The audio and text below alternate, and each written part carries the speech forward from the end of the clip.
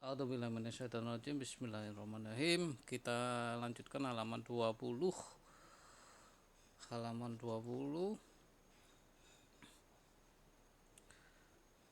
Jika kamu perhatikan peta jalur perhubungan dunia, tampak beberapa alternatif rute pelayaran. Jalur pelayaran tersebut melewati sejumlah selat di dunia. Selat mana saja yang dilewati? Nah, itu.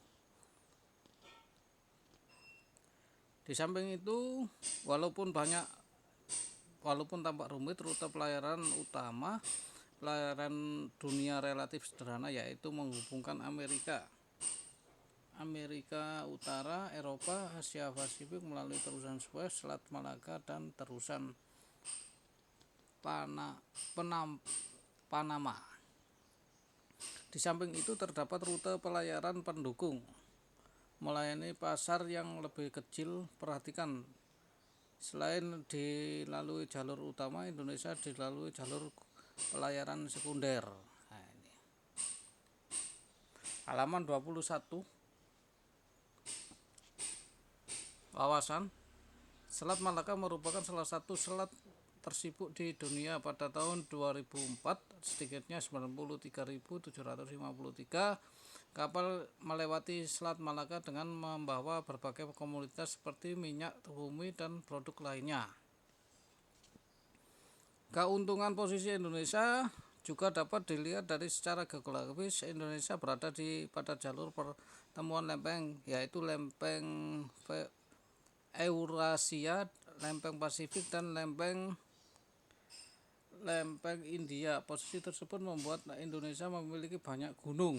Keuntungan dari letak geologi ini adalah beragamnya petani, sumber energi, dan mineral.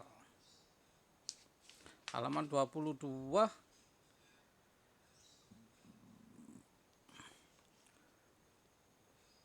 Gambar 1.16. Perbandingan wilayah Indonesia dengan wilayah lainnya. Indonesia yang A, Indonesia dengan Amerika Serikat. Yang B, Indonesia dengan Australia. Yang C, Indonesia dengan Eropa. Yang D, Indonesia dengan Cina. Potensi sumber daya alam maritim Indonesia. C ya. Ini Indonesia dikenal sebagai negara dengan posisi sumber daya alam yang sangat besar. Indonesia yang dikenal sebagai negara maritim dengan posisi kekayaan alam yang sangat besar. Halaman 23. Potensi sumber daya alam Indonesia.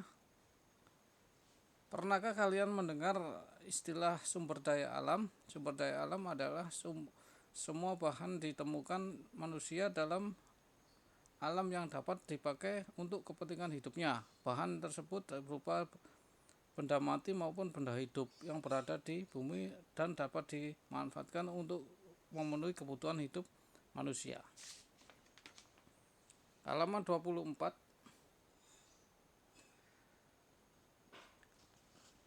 Potensi sumber daya hutan.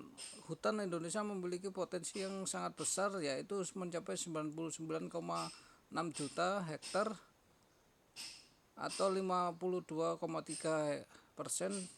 dan luas Indonesia.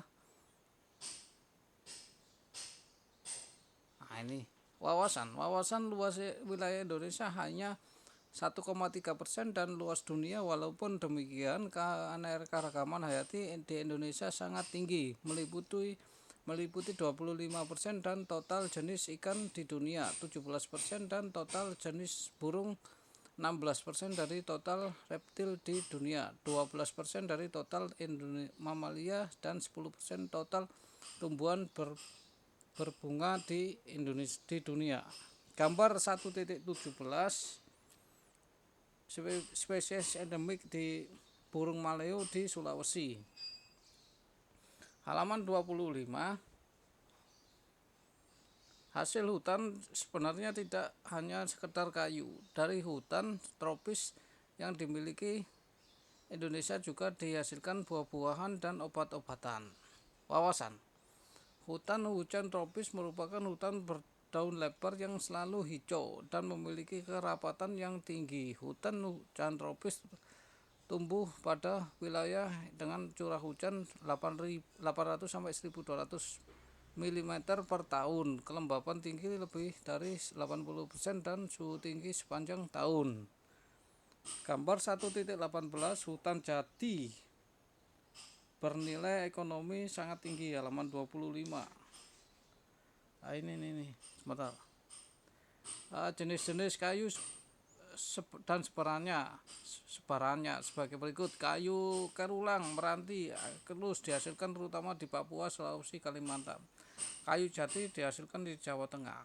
Rotan banyak dihasilkan di Kalimantan, Sumatera Utara, dan Sumatera Barat. Kayu cendana banyak dihasilkan di Nusa Tenggara Timur.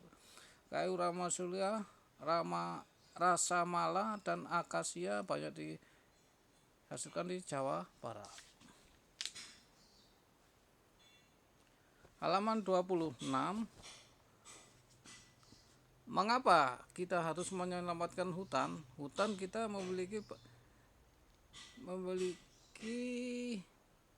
kita miliki saat ini ternyata telah mengalami banyak kerusakan berdasarkan data dikeluarkan Kementerian, 3.300 hektar per tahun.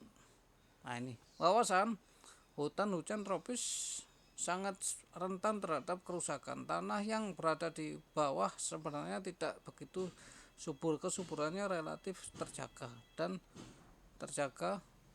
karena tumbuhnya yang ada di atas jika mati akan menambah unsur hara.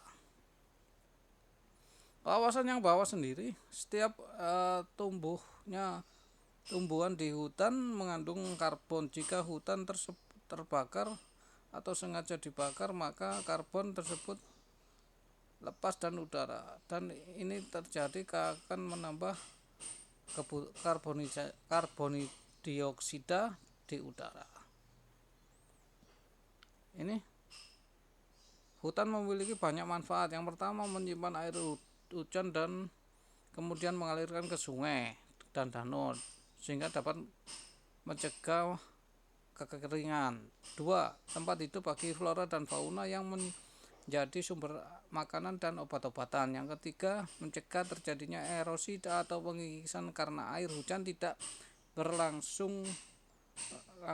langsung jatuh ke tanah dan mengikis tanah-tanah yang subur. Yang keempat, menghasilkan oksigen dan menyerap karbon dioksida. Yang kelima, sumber kehidupan masyarakat, khususnya masyarakat yang sekitar hutan.